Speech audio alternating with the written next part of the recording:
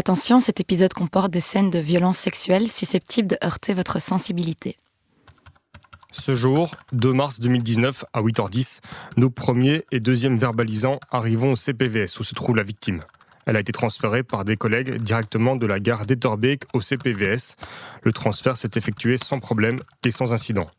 Ce jour, le 2 mars 2019, nous procédons à l'audition de E.Zoé, mieux identifié ci-dessus, qui nous donne son accord pour que son audition fasse l'objet d'un enregistrement audiovisuel. L'audition débute à 9h06 et se termine à 10h10. Celle-ci s'est déroulée sans incident et sans interruption. Madame E.Zoé reçoit à sa demande une copie de son procès-verbal d'audition.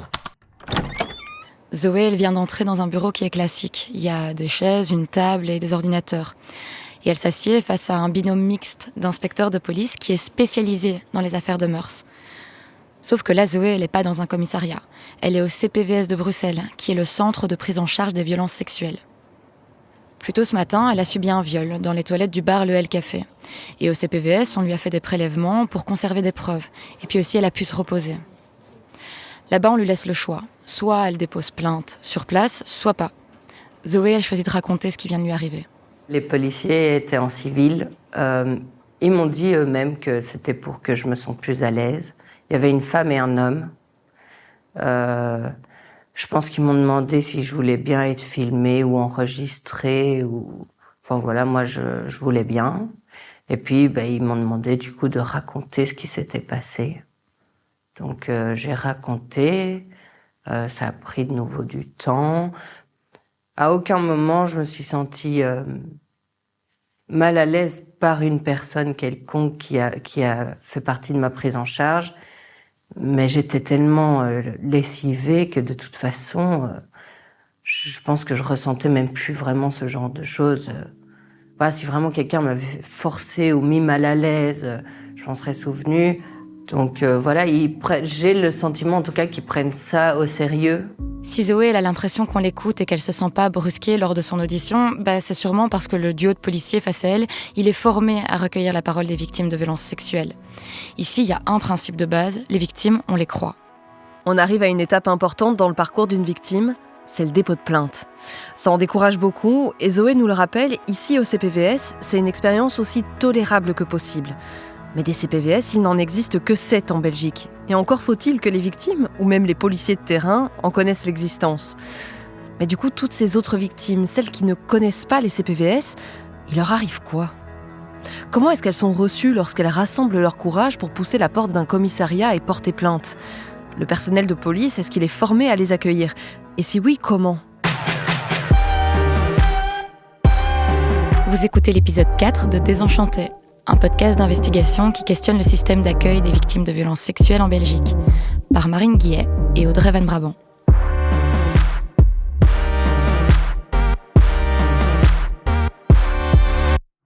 Je suis à 2 pas de la grande place de Bruxelles, devant le commissariat. Il y a 2 policiers qui me regardent et qui se demandent ce que je suis en train de faire.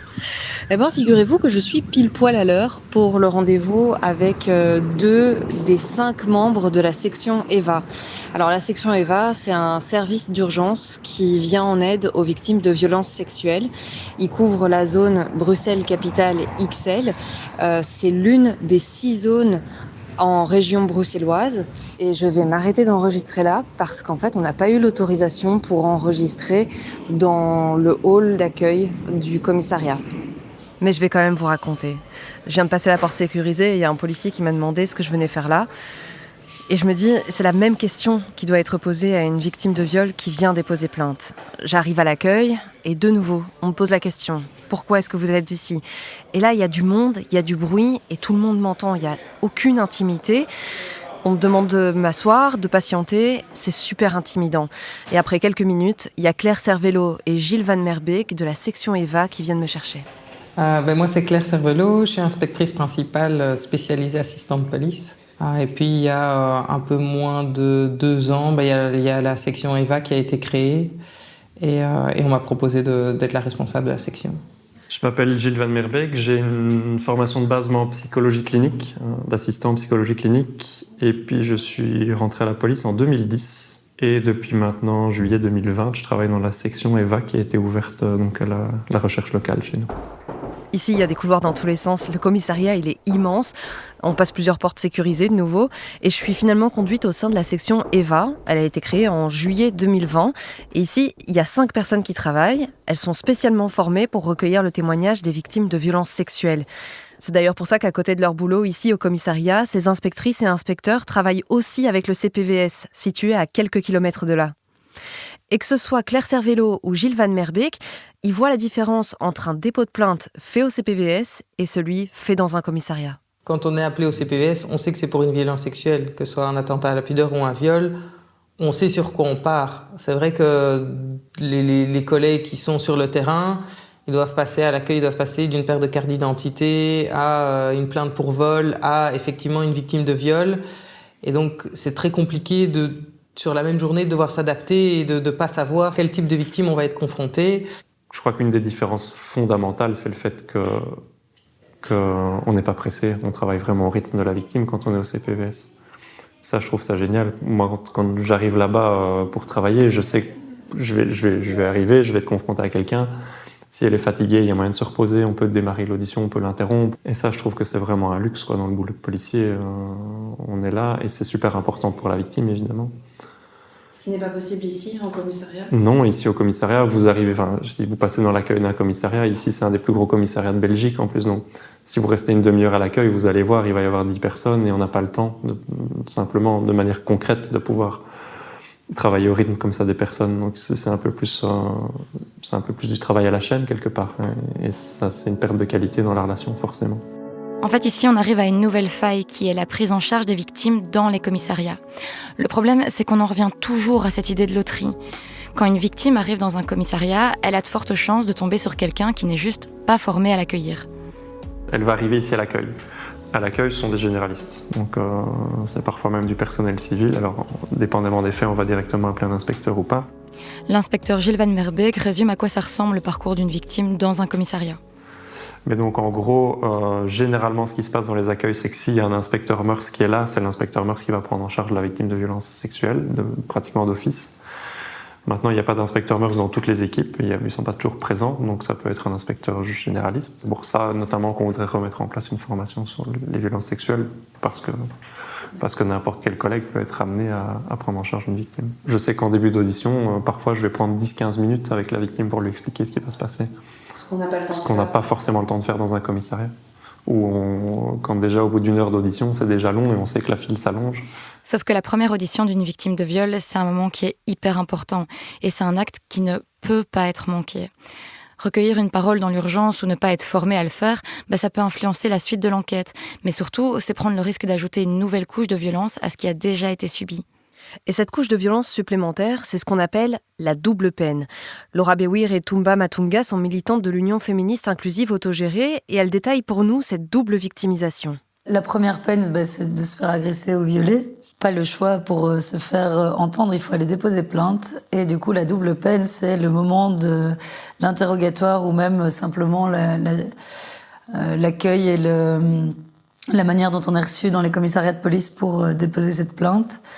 Que ce soit la manière dont on est accueilli dans une file pour parler de son histoire de viol à côté de quelqu'un qui a perdu sa plaque d'immatriculation. Ou même dans le traitement de remise en question, de demander comment on est habillé. Et en fait, c'est une violence supplémentaire en plus de la violence de l'agression qu'on a déjà subie. Maintenant, la manière dont les victimes et les survivantes évitent de se rendre systématiquement dans les commissariats parce qu'elles savent qu'au final, elles ne seront pas spécialement bien reçues et que les personnes qui les accueillent ne sont pas spécialement safe. Et qu'elles aussi font partie du problème. Cette violence qui peut être ressentie par les victimes lors du dépôt de plainte, c'est pas un mythe. C'est d'ailleurs ce qui ressort de nombreux témoignages publiés sur les réseaux sociaux, mais c'est aussi l'expérience vécue par l'avocate au barreau de Bruxelles, Marie d'Outrepont. Elle est membre de l'association féministe Femme & Law depuis 2017. Je donnais l'exemple aussi d'une jeune fille qui va porter plainte parce qu'elle a été violée par son ex-petite amie. Et les policiers, c'est écrit noir sur blanc dans le rapport, lui demandent combien de fois entre ces relations elle se masturbe chaque semaine. Donc il y a encore des réponses qui sont mais complètement consternantes, à tomber par terre. Et ça reste quelque chose, malheureusement, ça reste quelque chose qui est assez fréquent. Et de nombreuses victimes de violences sexuelles se méfient des services de police. Elles ont peur d'être mal reçues ou de voir leurs paroles remises en question. Et elles sont nombreuses à ne pas déposer plainte. C'est pour ça que les experts parlent d'un chiffre noir. En fait, il existe un écart considérable entre le nombre de plaintes déposées et le chiffre réel de violences sexuelles. Déposer plainte, c'est comme une épreuve insurmontable. Et combien sont-elles, ces victimes, poussées au silence ? En 2017, la secrétaire d'État à l'égalité des chances donne des chiffres. 100 personnes seraient violées par jour. Seulement 8 d'entre elles déposeraient plainte. L'attitude que peuvent avoir les policiers face à une victime de viol, ça explique pas tout. Mais par contre, ça joue un rôle important dans le chiffre noir.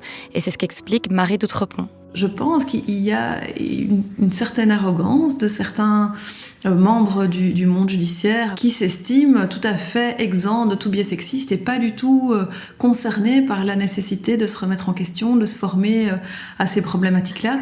Je pense qu'il continue à y avoir un gros problème de formation des policiers et des policières et que c'est super qu'il y ait la cellule EVA, mais ils sont 5. La formation, c'est ce qui revient encore et encore dans toutes nos interviews.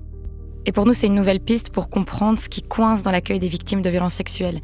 Et ici, en l'occurrence, dans les commissariats. Alors du coup, ils sont formés comment, les policiers ? Coucou bébé. Coucou, ça va ? Bien. Ouais. Et toi ? Ça va. J'ai un peu le cerveau en surchauffe parce que je bossais toute la journée sur la police. Mais à part ça, ça va. Bon, comment ça a été ? On va pouvoir assister à une formation ou pas ? Alors ça, je te le dis cash, ça n'aura pas lieu. C'est trop compliqué à mettre en place, il faut trop d'autorisation. Je pense sincèrement que ça, on n'aura pas. Ok. La bonne nouvelle, c'est qu'après avoir appelé, je crois, toutes les écoles de police de Belgique francophone, je pense que j'ai trouvé enfin une personne qui sera top pour nous expliquer les formations et du coup, même si on peut pas y assister, avoir un peu une idée de à quoi ça ressemble, quoi. Ok, let's go. Je m'appelle Segers Nadia. Alors, je suis un inspecteur principal de police. Je suis à la police depuis 25 ans. Actuellement, je suis formatrice des cadres moyens. Les cadres moyens, c'est les futurs officiers de police judiciaire à l'école de police de Bruxelles. Pour décrocher cette interview, j'ai dû relancer plusieurs fois et on a dû aussi avoir l'accord des supérieurs hiérarchiques de la formatrice. J'ai dû envoyer plusieurs questions à l'avance et en fait, quand je suis arrivée, la formatrice, elle avait tout préparé et elle a lu ses réponses. Et moi, j'ai eu l'impression que rien n'était spontané. Notre première mission, ça a été de comprendre comment les policiers sont formés. Et c'est vraiment pas facile de comprendre comment ils sont formés. Donc on a développé la technique de la lasagne. Et là, tout s'est éclairé. Cette recette, on la commence avec la première couche de lasagne. Alors après 6 mois passés en école de police, tu deviens agent de police. Ça veut dire que tu as reçu une formation de base pour travailler sur le terrain. Globalement, ça consiste à faire de l'administration, à constater des accidents de roulage ou à gérer l'accueil d'un commissariat. Et forcément, tu es aussi amené à accueillir des victimes de viol. Sauf que rien dans ta formation ne t'a préparé à ça. Rien n'est prévu. On place la deuxième couche de lasagne et on monte en grade. Si tu veux devenir inspectrice ou inspecteur de police, alors tu suis une formation d'1 an et demi qui comprend un stage. Et c'est à ce moment-là que tu apprends à réaliser une audition, à rédiger un procès-verbal ou à qualifier une infraction. Et tu es aussi formé à accueillir toutes les victimes au sens large, donc les victimes d'escroquerie, d'attentats et de violences sexuelles. Il y a une poignée d'heures qui est dédiée à l'accueil spécifique de ces victimes-là. Allez, on reprend avec l'interview de Nadia Segers, la formatrice.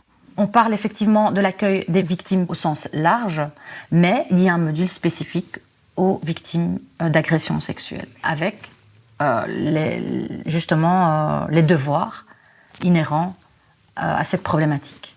Nous, en termes de formation, au-delà des formations théoriques, on va vers les mises en situation de plus en plus. Donc on a aussi changé notre manière de former. On n'est plus dans la formation de cours magistraux, on est plus dans de la formation pratique. Et donc, je pense qu'il faut pouvoir aborder la problématique avec la victime comme point central et œuvrer dans ce sens au sein des formations. Donc, je sais que mes collègues, au niveau du cadre de base inspecteur, invitent des victimes de violences à participer au cours, à témoigner de de leur expérience. On retourne à notre recette de lasagne et on ajoute une 3e couche. Maintenant, tu es devenue inspecteur ou inspectrice. Et là, tu as la possibilité de te spécialiser dans les affaires de mœurs. Ça, c'est une formation qui est complémentaire. En étant inspecteur mœurs, tu es qualifié pour traiter, par exemple, des matières spécifiques de violences sexuelles ou de violences intrafamiliales. Et il n'y a que les inspecteurs et inspectrices mœurs qui peuvent collaborer avec les CPVS. Claire Cervello de la section EVA à Bruxelles nous explique en quoi elle consiste, cette formation complémentaire. Elle dure 9 jours. Ça va de la déconstruction des stéréotypes à l'accueil des victimes LGBTQIA+, à la prise d'audition, l'enquête policière. Il y a les infirmières qui viennent nous expliquer la prise en charge des victimes au niveau infirmière et échantillons médico-légaux. Et voilà une toute belle lasagne prête à mettre au four. On devient donc inspectrice ou inspecteur mœurs sur base volontaire.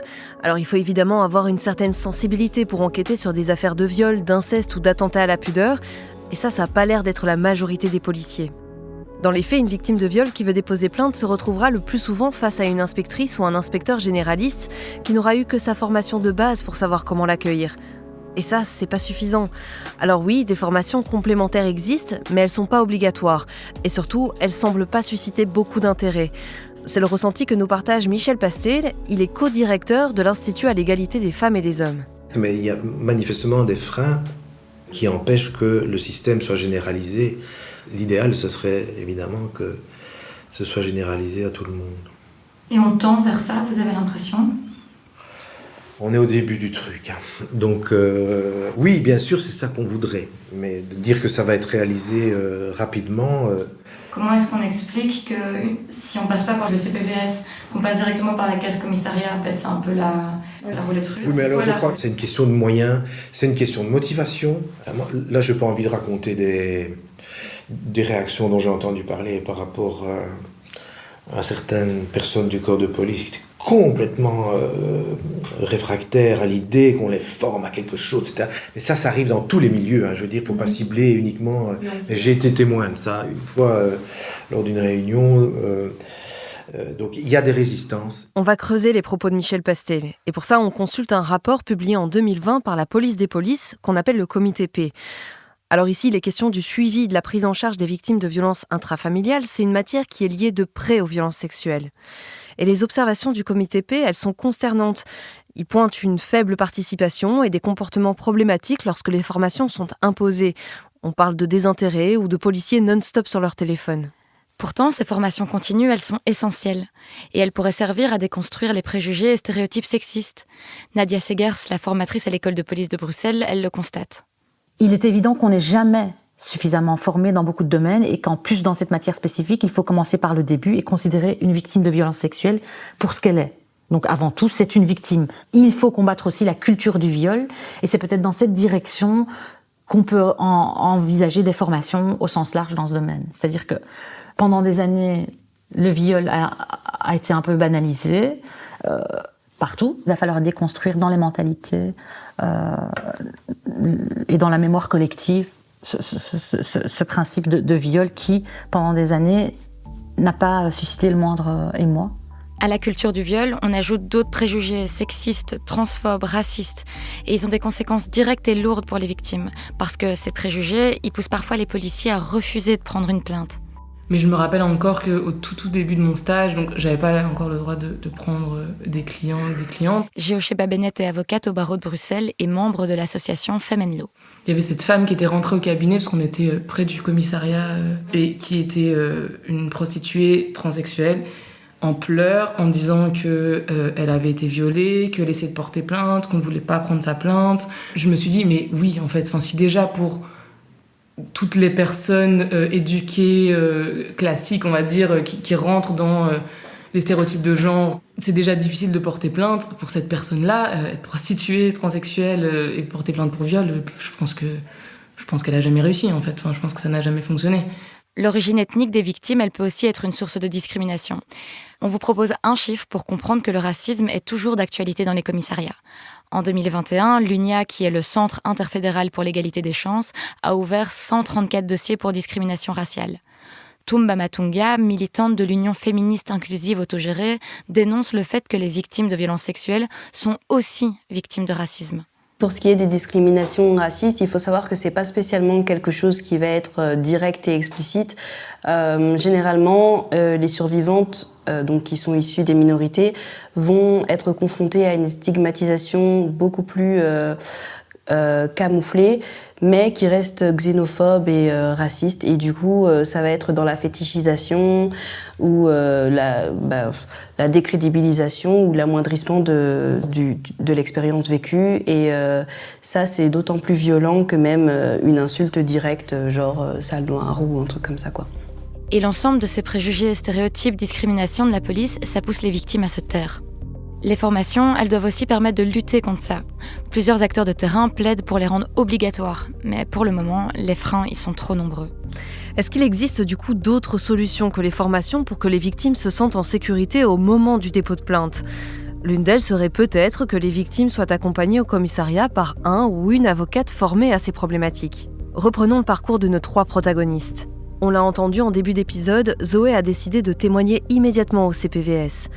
Margot, qui s'est réveillée à un arrêt de tram sans aucun souvenir, ne croit pas au dépôt de plainte. À l'inverse, Sophia, elle a ressenti le besoin de porter plainte contre son violeur des années après les faits. Et c'est Balance ton bar qui l'en a convaincue. Mais pour elle, impossible de le faire sans l'aide d'une avocate. Avec mon avocate, elle a choisi un commissariat où l'enquêteur est formé. Mais moi, aller porter plainte dans un commissariat avec quelqu'un qui n'est pas formé, je le ferais même pas, quoi. C'est déjà tellement pénible d'aller porter plainte. Si la police n'est pas réceptive, ça peut faire pire que bien.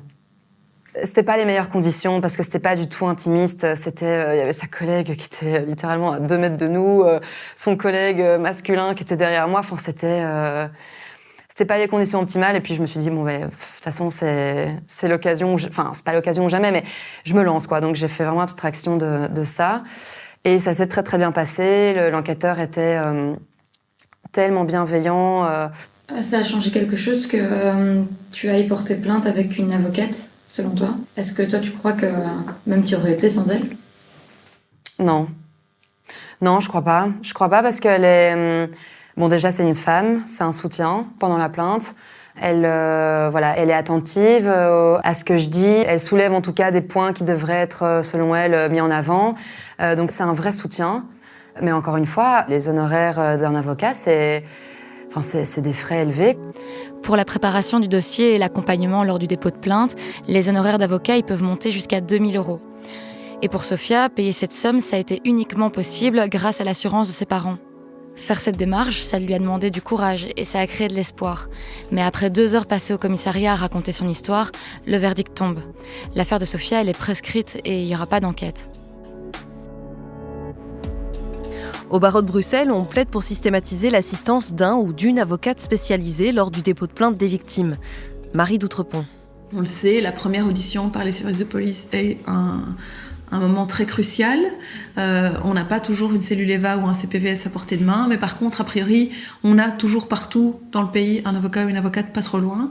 On a réussi à mettre ça en place au niveau des auteurs, donc dès lors qu'on est inculpé ou soupçonné d'avoir commis un délit, qu'on va être ou une infraction ou un crime, et qu'on est entendu par la police, on a le droit d'être assisté par un avocat ou une avocate qui peut être appelé à n'importe quelle heure du jour ou de la nuit. Eh bien, c'est de faire la même chose pour les victimes de violences, de dire, elles aussi, elles ont besoin d'être accompagnées par quelqu'un qui est là, et ça évitera ou si un policier demande à la personne combien de fois elle se masturbe chaque semaine, ça permettra que l'avocat ou l'avocate puisse intervenir en disant « ça, c'est une question que vous n'avez pas à poser ». Alors sur papier, ça semble idéal, voire évident, mais c'est pas si facile à mettre en place. Parce que pour qu'une avocate accompagne de manière systématique une victime au commissariat, il faudrait modifier la loi. Et ça dépend d'une volonté politique.